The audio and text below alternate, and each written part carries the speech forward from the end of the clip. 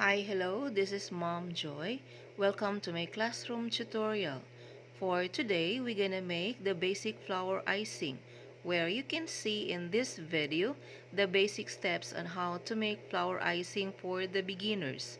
Flower icing is basically used to decorate cakes.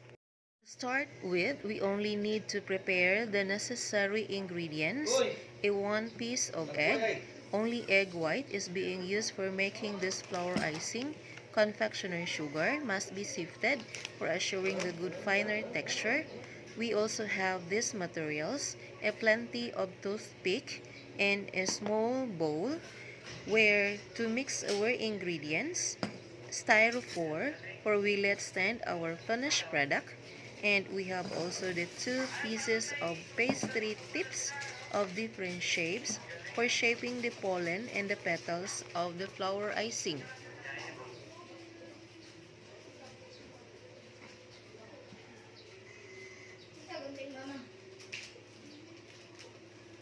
First thing first, we crack the shell of the egg to open it, and gradually pour a little amount of egg whites into the small bowl. Do not put too much of egg whites directly in the bowl because it needs also too much of confectioner sugar in the mixture. If eggshell is mixed to the bowl, it must be removed immediately in order to prevent any particles in the mixture. Then, add a little amount of confectioner sugar, then mix into the egg whites by using the spoon. Keep on adding confectioner sugar little by little and continue stirring with the egg whites until mixture is somewhat dry and enough to manage by shaping into pollen and petals of the flower icing. Okay, for this time, I want you to focus yourself in this part of the video.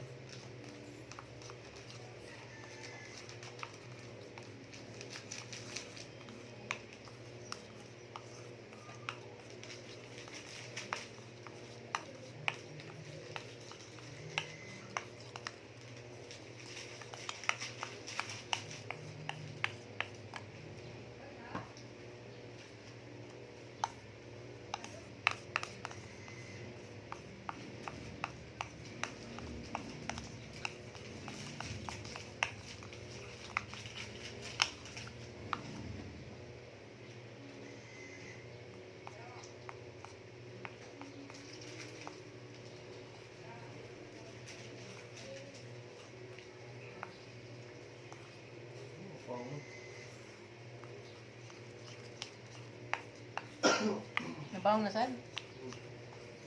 Video mo ka.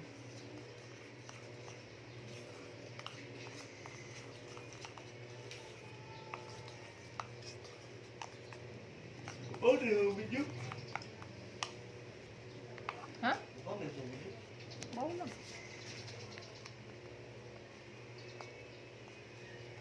Narating ako. Ay, ga-apil-apil sa din ha. Yan na ang kita.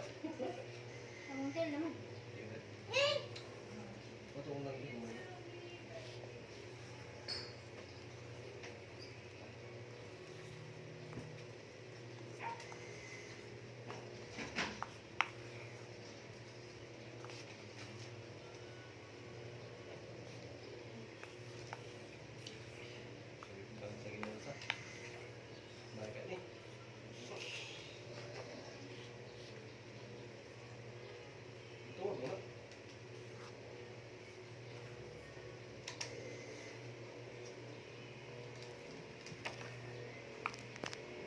Take note that if the mixture is too dry, you can add a little amount of egg whites.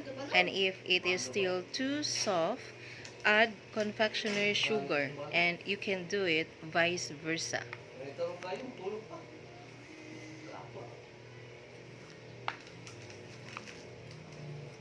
Okay, the mixture is now ready for shaping into pollen and petals for our flower icing.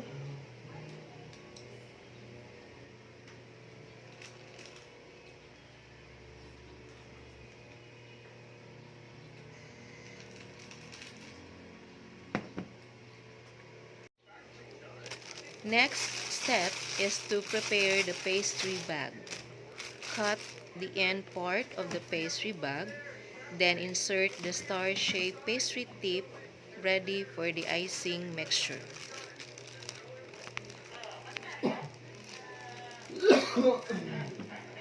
Then we're going to adjust the size of the opening of the pastry bag by cutting with the use of the scissors. Then fill in the pastry bag with the icing mixture.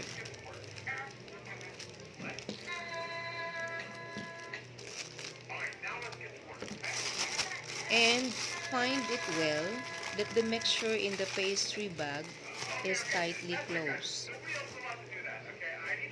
I prefer to use this pastry bag to pipe the icing mixture with the star-shaped pastry tip to shape the pollen of the flower. With the use of the toothpick, insert it in the pastry tip enough distance from the opening of the tip. Then start pressing the pastry bag in order to push the mixture into the pastry tip, as well as pulling the toothpick out with an icing pollen design. Do the same with the rest of the toothpick to create or to produce plenty of pollens.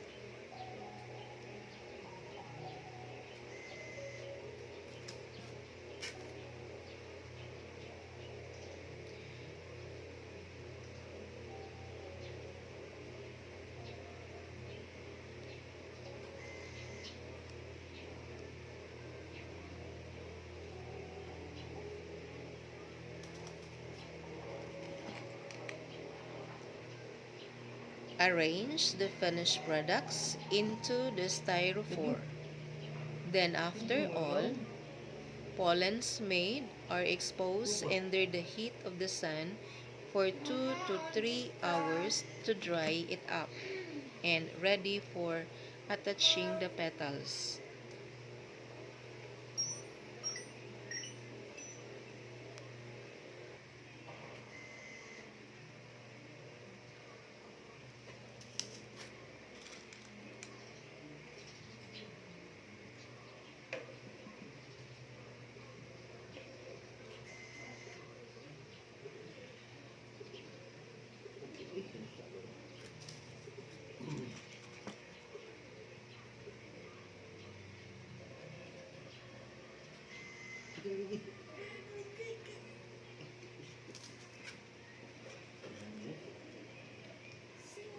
Kami.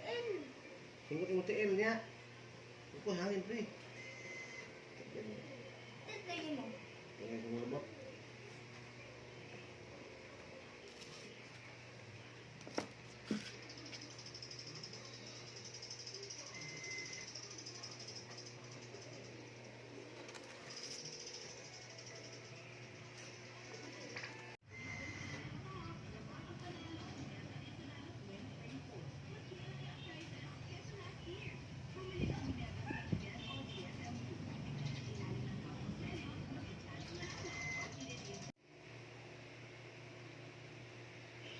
We are now at the last part of the steps in making the flower icing. So while waiting for the pollen to dry, we prepare this remaining mixture for the making of the petals. We add color to attract the design, and again, place it in the pastry bag with the pastry tip shape for petals. Please watch the video till the end.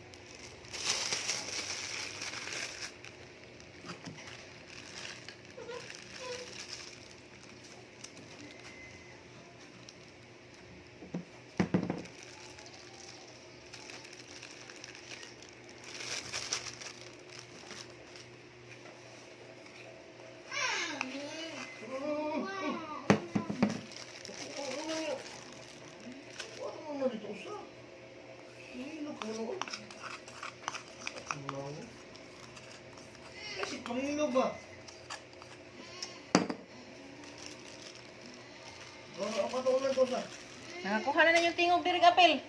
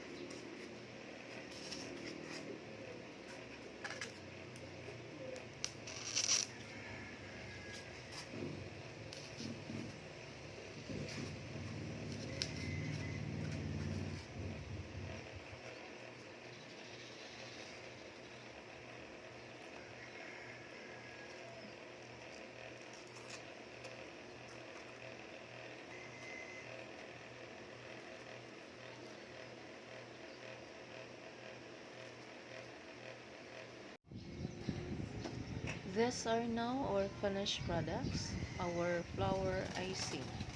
So we gonna dry this up under the heat of the sun for about 1 week to 1 month. Thank you for watching, guys.